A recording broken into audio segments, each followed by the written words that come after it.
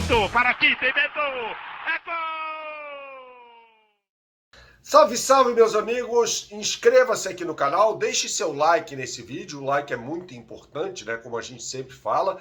Porque estava eu passeando pelo Instagram quando me deparei com uma informação, não me lembro quem foi que deu e tal, mas estava lá, que o Arrascaeta teria recebido uma proposta de um time do Oriente Médio para trocar o Flamengo ainda nessa janela por uma equipe do Oriente Médio. Vamos lá, sem enrolação aqui no canal.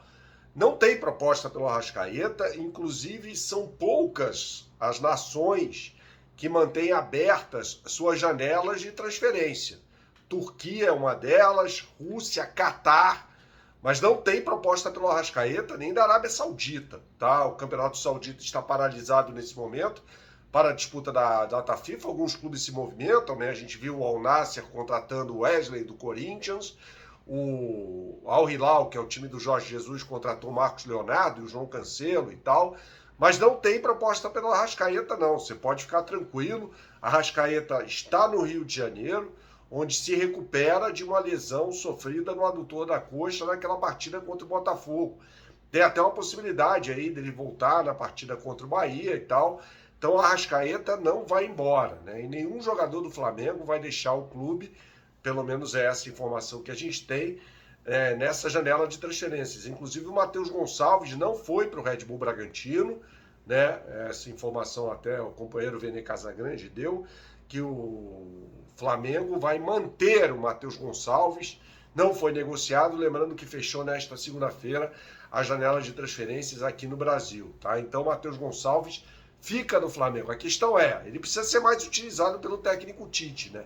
Ele entrou na partida contra o Corinthians no finalzinho no lugar do Ayrton Lucas, para o Luiz Araújo fazer um lateral pelo lado esquerdo, e ele precisa ser mais utilizado. A gente vai falar mais sobre Flamengo nesse vídeo que tem um oferecimento da KTO. Você que gosta de fazer a sua fezinha, não conhece o site kto.com, meu camarada? Então você não sabe o que está perdendo. Entre agora no site kto.com,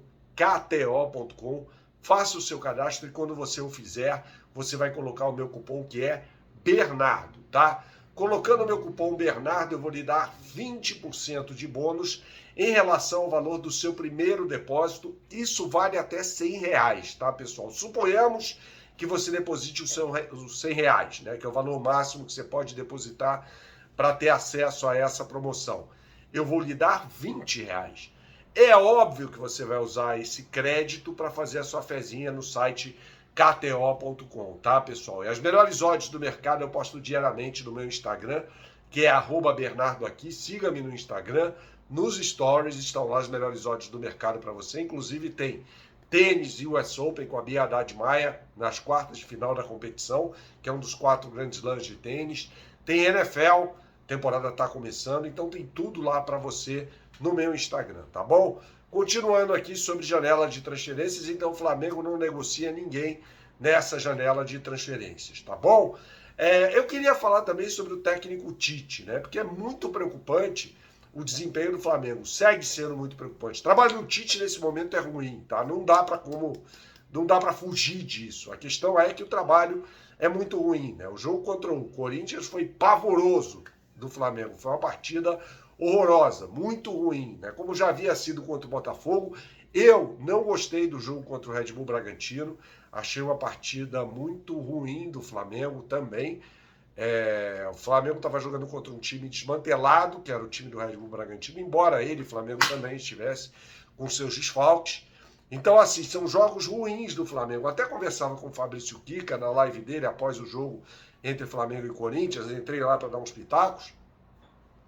Eu acho que esse Flamengo do Tite atingiu o platô de desenvolvimento naquela partida, por exemplo, contra o Palmeiras pela Copa do Brasil no Maracanã, no jogo contra o Atlético Mineiro, na Arena MRV, né, quando o Flamengo ganhou bem com a autoridade do Atlético Mineiro, metendo 4 no Galo, aquela coisa toda. E depois tem uma queda brusca de rendimento, né? Passa muito, claro, pelos desfalques, mas não é só isso. Com o elenco que o Flamengo tem, com os jogadores que o Flamengo tinha em campo contra o Corinthians, tinha obrigação de mostrar mais. Obrigação de mostrar mais. Eu acho que os jogadores são sócios nessa derrocada, mas o trabalho do Tite é ruim. E se você me perguntar, Bernardo, você acha que será capaz de o Flamengo melhorar após essa pausa, dessa modorrenta data FIFA? Eu digo a você que eu acho pouco provável. Eu não quero tirar a esperança de ninguém, mas eu acho muito pouco provável isso.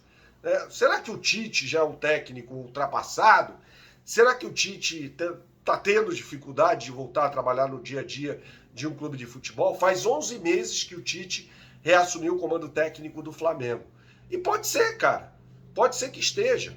E aí, na coletiva pós-jogo contra o Corinthians, falou-se mais uma vez sobre calendário do que sobre desempenho do Flamengo.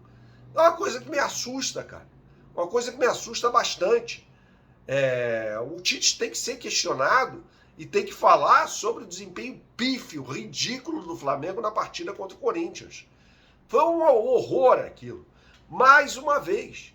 Então a questão do calendário, a gente já sabe que é um calendário complicado. O Tite está careca de saber que é um calendário complicado. Inclusive ele foi técnico aqui no Brasil, de Corinthians, de Grêmio, de Internacional.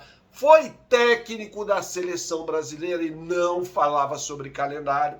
Por que vai falar agora sobre isso? Claro, o Flamengo vem perdendo muitos jogadores. Agora vem o Fábio Mazeridian, que é preparador físico do Flamengo, falar assim, não, eu estou com um estudo aqui, e eu respeito a ciência, respeito os estudos, da Premier League e tal, e aí deu dados ali sobre distâncias percorridas por jogadores e tal. Eu totalmente respeito isso.